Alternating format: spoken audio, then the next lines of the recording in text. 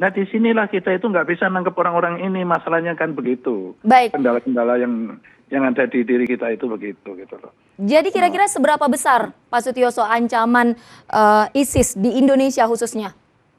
ya kita eh, simpatisannya aja udah tersebar di mana-mana kan. Yang pulang dari sana yang punya kemampuan menyerang juga masih berkeliaran di sekitar kita gitu. Nah, yang penting sekarang bagaimana cara membantu kita masyarakat itu. Baik Baik, kepada berapa banyak kepolisian. simpatisannya Pak Sutioso dan tersebar di kota-kota mana saja? Karena Solo adalah yang dipilih pagi ini. Ya memang antara lain di Solo juga gitu ya. Mm-mm. Tapi namanya saya nggak mau menyebutkan spesifik tempatnya di mana, nanti orang hanya di daerah itu saja yang waspada. Sementara serangan mereka itu bisa di mana-mana gitu. ISIS simpatisan di Madiun bisa nyerang di Jawa Barat. Seperti itu kan. Jadi hendaknya sekarang masyarakat itu waspada. Ya di samping ya terus saja kegiatan berjalan normal, tetapi bantulah kami dengan cara melihat hal-hal yang aneh, yang janggal, yang Baik, tidak lazim segera dilaporkan. Gitu. baik. Pak Sutioso, ISIS melakukan serangan tidak mengenal tempat, tidak mengenal waktu. Apakah ini semacam sebuah kebetulan bahwa Pak Presiden kita, Solo adalah tempat kediaman dari Presiden kita? Itu masih perlu pendalaman ya, analisis yang seperti itu kan. Saya rasa. Tapi Tidak bisa sebelumnya, kita katakan spesifik karena di sana tempat tinggal presiden, tidak bisa seperti itu. baik. Seperti saya katakan bisa di mana aja dia. Benar. Baik, tapi Pak Sutioso, apakah sebelumnya BIN sudah menerima ancaman teror bom akan dilakukan di halaman kantor kepolisian di Solo hari ini? Sehari Mana sebelum mungkin, Lebaran bahkan.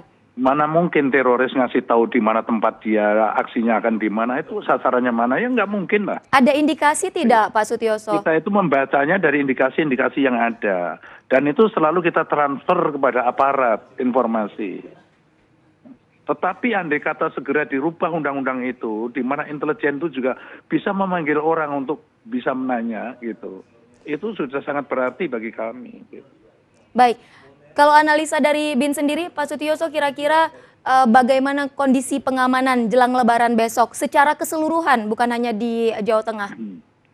Saya rasa ya aparat itu sudah mewaspadai ya kejadian-kejadian di negara-negara lain seperti di Paris, seperti di Istanbul, terakhir ini di Madinah dan juga Jeddah, itu kan sudah memberikan warning kepada kita semua. Ya. Kita semua waspada semua, tetapi sebanyak apapun jumlahnya aparat kepolisian dan intelijen ini tidak akan sanggup mengcover seluruh negeri ini. Karena itulah tidak ada cara lain kecuali masyarakat juga ikut berpartisipasi. Baik, terakhir Pak Sutioso, apa himbauan Anda kepada masyarakat Indonesia khususnya yang besok akan merayakan Hari Raya Idul Fitri? Jadi tempat-tempat sholat id saya rasa aparat harus lebih meningkatkan pengamanannya, ya, menambah personil. Lalu masyarakat juga satu sama lain saling mengawasi lah gitu ya. Ada orang asing yang memang nggak dikenal di sekitar situ kan patut diwaspadai gitu.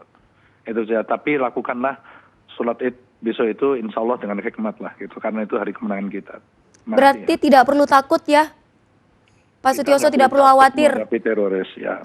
kepada para teroris ini yang melakukan serangan-serangan. Iya. Baik. Kita sudah bertekad tidak akan takut dengan mereka. Sepakat ya Pak Sutioso untuk tidak takut kepada teroris. Terima kasih banyak Pak Sutioso, Kepala BIN, atas informasi dan himbauan Anda kepada seluruh warga negara Indonesia. Dan saya masih terhubung dengan Pak Wawan Purwanto, pengamat teroris. Pak Wawan? Pak Wawan? Sepertinya hubungan komunikasi kami dengan Pak Wawan Purwanto selaku pengamat teroris sudah terputus.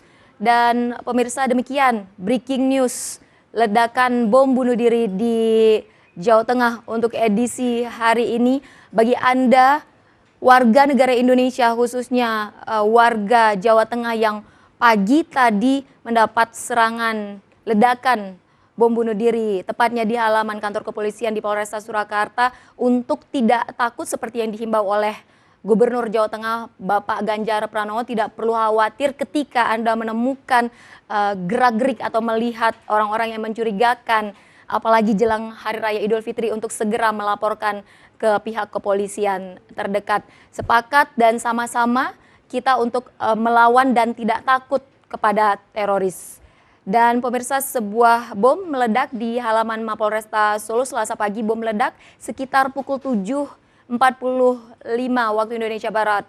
Berawal dari seorang pemuda yang mengendarai sepeda motor mencoba masuk ke halaman Mapolresta Solo tanpa izin. Petugas jaga sempat mengejar pelaku sebenarnya, namun bom kemudian meledak dan menewaskan pelaku. Sementara seorang petugas kepolisian mengalami luka dan sudah mendapatkan perawatan. Hingga saat ini akses jalan dari segala arah menuju Mapolresta Solo ditutup untuk sementara, dan ini dilakukan untuk keperluan pengamanan.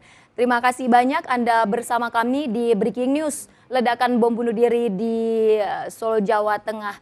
Dan selamat menyaksikan acara kami selanjutnya. Saya Ivona Nasution, selamat pagi, sampai jumpa.